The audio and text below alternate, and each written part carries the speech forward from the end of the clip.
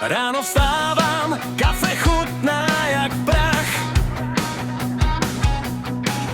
Venku město dusí vlastní strach.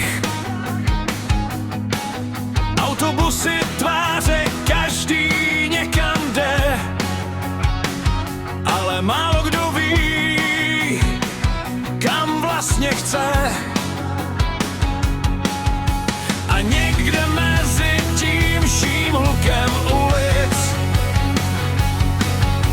ztrácím hlas i poslední klíč. Žiju na hraně dní a nocí, mezi tím, co chci a co mě kosí. Křičím do tmy, ať mě slyší svět, že nechci jen přežít, chci opravdu jen na hraně dní, kde pravda bolí, ale aspoň vím, že ještě dýchám v roli.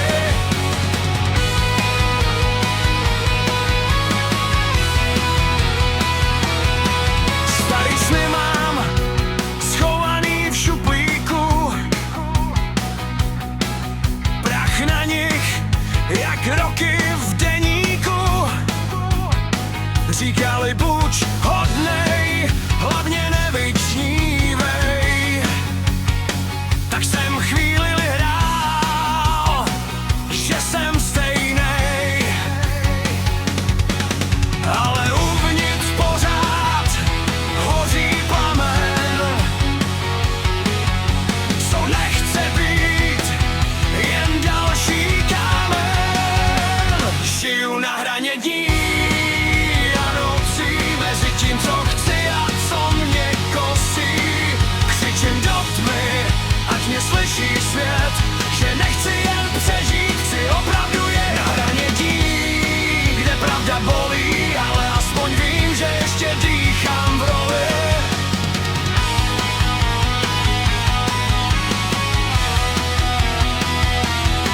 A jestli zítra spadnu na zem, aspoň budu vědět, že jsem šel ne podle mapy cizích hlasů, ale podle toho, co jsem chtěl. Na hraně dní a rozbitých snů stavím mosty z vlastních dnů. A i když vítr proti mě řve, já vím, že tohle je moje krev. Na hraně dní, kde srdce pálí, tam začíná život, nejen další.